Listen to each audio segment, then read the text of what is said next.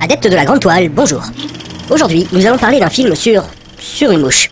Ouais, je sais, ça peut paraître bizarre, d'autant plus que le réalisateur, c'est ce gars-là. Et pourtant, La Mouche est un chef-d'œuvre du cinéma fantastique et probablement le meilleur film de David Cronenberg. Seth Brundle est un scientifique assez solitaire mais extrêmement doué. Un soir, il va rencontrer Veronica Quaife, à qui il va dévoiler une invention destinée à changer la face du monde, la téléportation. Mais s'il arrive à téléporter des objets inanimés, il n'en est pas de même pour la matière vivante. À mesure qu'il continue ses recherches, des liens amoureux vont se lier entre le scientifique et la journaliste, qui doit aussi se débarrasser d'un ex-petit ami envahissant. Lorsque enfin Seth Brundle découvre la clé de la téléportation de la matière vivante, il va tester la machine sur lui-même, mais dans sa précipitation, il ne va pas remarquer qu'une mouche est aussi entrée dans son télépode. La machine va alors fusionner l'homme et l'insecte. C'est alors que Seth Brundle va progressivement se changer en une créature monstrueuse, mi-homme, mi-insecte, sous le regard impuissant de sa compagne. La Mouche est un remake d'un film de Kurt Neumann, La Mouche Noire. David Cronenberg reprend la trame générale du film, mais il va complètement se réapproprier le sujet et y réinjecter toutes ses obsessions et les thématiques récurrentes de sa filmographie. En effet, Cronenberg est obsédé par l'idée de l'évolution et par le pouvoir de l'esprit sur le corps humain.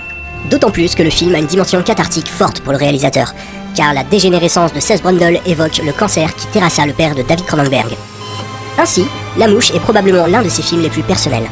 Il va d'ailleurs choisir de traiter la métamorphose du héros par le prisme d'une histoire d'amour en utilisant la dynamique entre les acteurs, Jeff Goldblum et Geena Davis, qui étaient aussi en couple dans la vie de tous les jours. Afin de mieux se concentrer sur son sujet, Cronenberg va épurer au maximum son film. Ainsi, l'action se déroule presque intégralement dans le laboratoire du scientifique, avec seulement 3 personnages principaux, 2 télépodes, un singe et une mouche. Et pourtant, le réalisateur ne va reculer devant rien pour montrer la terrible métamorphose du héros. Cronenberg va même apparaître dans son film le temps d'une scène d'accouchement monstrueuse dans le rôle du gynécologue. Et quant à la scène finale, elle est tout aussi terrifiante que bouleversante. Une sorte de montagne russe émotionnelle dont on ne ressort pas indemne.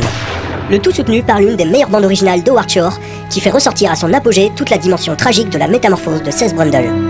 D'ailleurs, Howard Shore et David Cronenberg ont adapté La Mouche en opéra. Le film fut un succès critique et public en son époque, mais grâce aux choix inspirés de mise en scène et aux effets de maquillage très réussis, La Mouche n'a pas pris une ride et reste toujours aussi bouleversant de nos jours. Le film connut une suite au cinéma, mais bien sûr, elle n'arriva pas à la cheville du chef-d'œuvre de David Cronenberg.